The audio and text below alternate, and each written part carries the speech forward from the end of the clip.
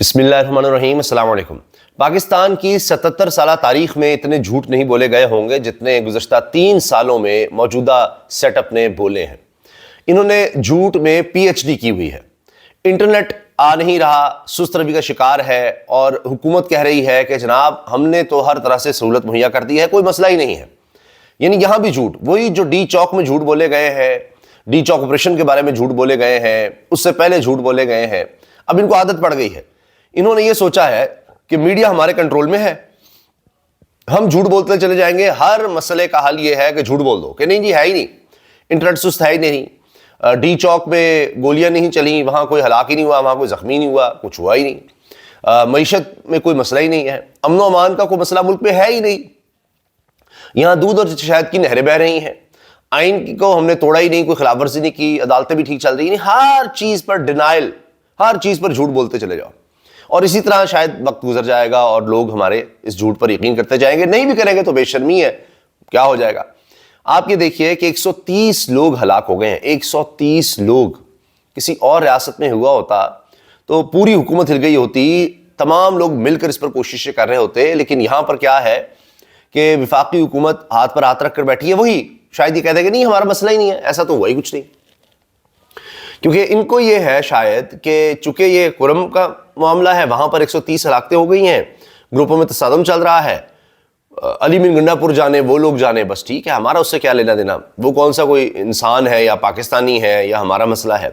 ہم بری ذمہ ہو جائیں گے۔ اچھا وہاں پر تحریک انصاف کی گورنمنٹ ہے، ٹھیک ہے، جناب بھگتے ہیں، ہم نے تو گورنر آج ویسے ہی لگانے کا سوچ رہے ہیں، اس پر گفت و شنید کر رہے ہیں، اگرچہ مشکل لگ رہا ہے، لگائیں گے تو اور زیادہ مسائل ہوں گے۔ ابھی تک تو خواجہ سے بھی بھاگ گئے ہیں، رانا ثناء اللہ بھی بھاگ گئے، نہیں کوئی گورنر آج نہیں لگنا چاہیے، مگر سوچ تو ہے، خواہش تو ہے، اور یہی ایک ڈکٹیٹرشپ میں ہوتا ہے، ان کی آمریت والی سوچ ہے کہ سب کچھ ہمارے کنٹرول میں آ جائے، ہر چیز۔ اس میں آپ نے دیکھا، میں نے پہلے ہی کہا تھا، پیپلز پارٹی کی نورا کشتی ہے، کبھی کوئی بیان دیں گے، کبھی کوئی بیان دیں گے، تو ہر چیز میں ساتھ ضرور دیں گے۔ نون لیگ کا گورنر آج لگانا ہو تب بھی ساتھ دیں گے، پہلے بھی پیپلز پارٹی گورنر آج لگا چکی ہے، تو وہ تو چاہیں گے ہاں گورنر آج لگائیں، نون لیگ کے لیے مسائل ہوں گے، ہمارا شاید اتنا مسئلہ نہیں ہوگا،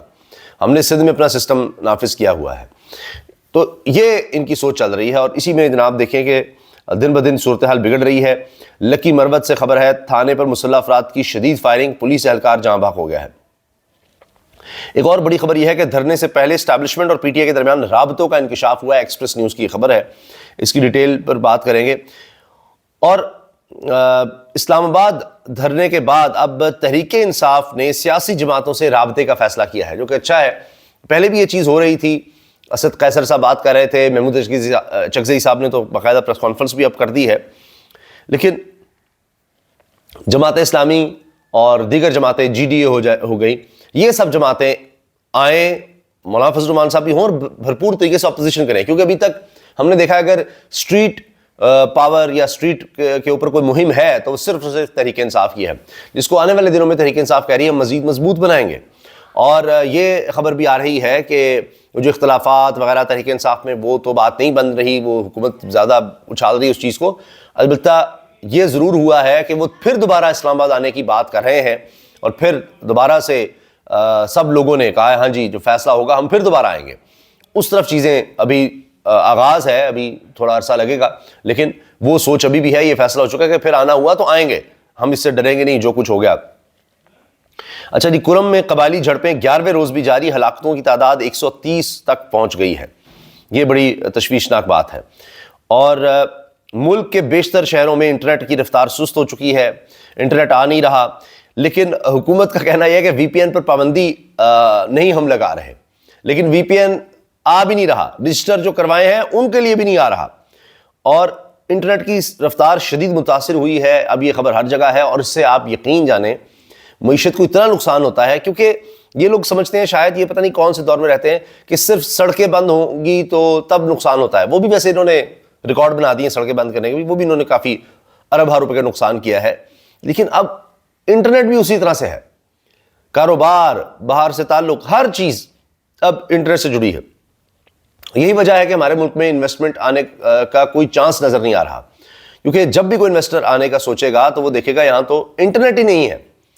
یہ نہیں ہو سکتا کہ آپ یہ سوچیں کہ اچھا نہیں کبھی ہوتا ہے، سست ہو جاتا ہے، کبھی یہ مسئلہ ہوتا ہے، نہیں،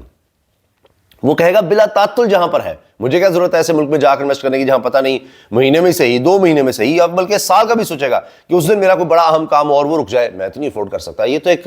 اب یہ نہیں ہے کہ کوئی لگژری ہے, یہ تو ایک لازمی چیز ہے, ضرورت سے بھی بڑھ چکی ہے. یہ تو کسی بھی کاروبار کے لیے انویسٹمنٹ کے لیے ایک لازمی جزو ہو چکا ہے. اب اس کے بغیر کوئی کاروبار کرنے کا آپ سوچ ہی نہیں سکتے بڑھانے کا. تو اس طرف ان کا کوئی دھیان نہیں, کوئی رجحان نہیں ہے.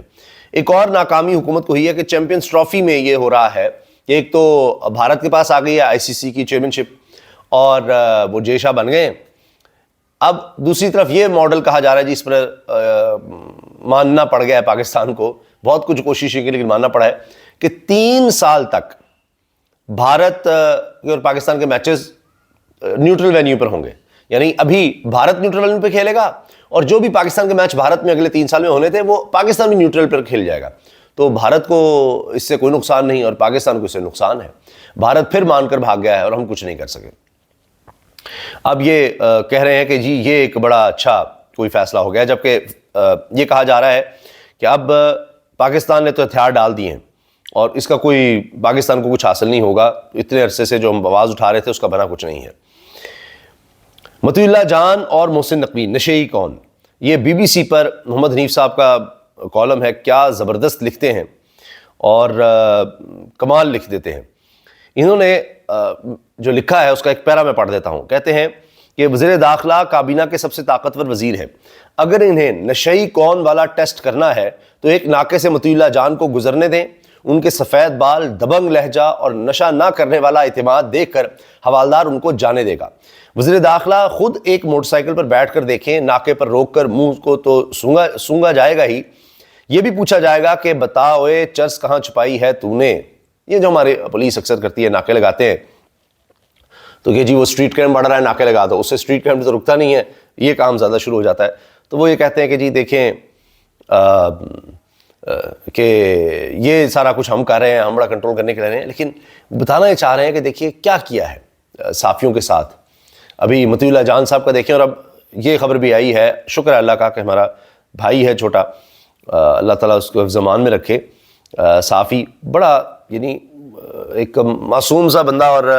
یہ وہ صحافی ہیں جو صحیح ورکنگ جرنلسٹ ہیں.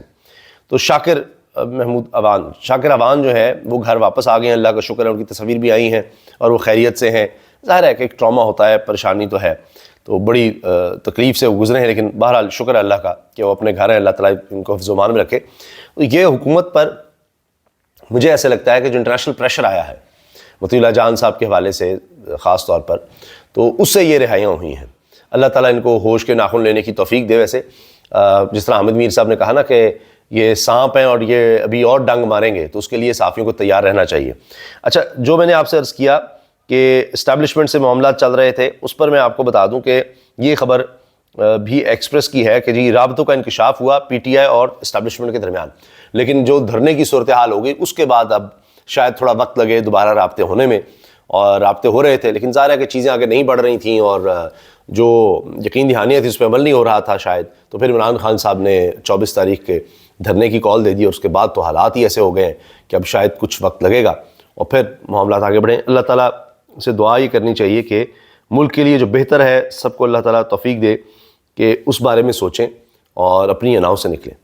اللہ حافظ.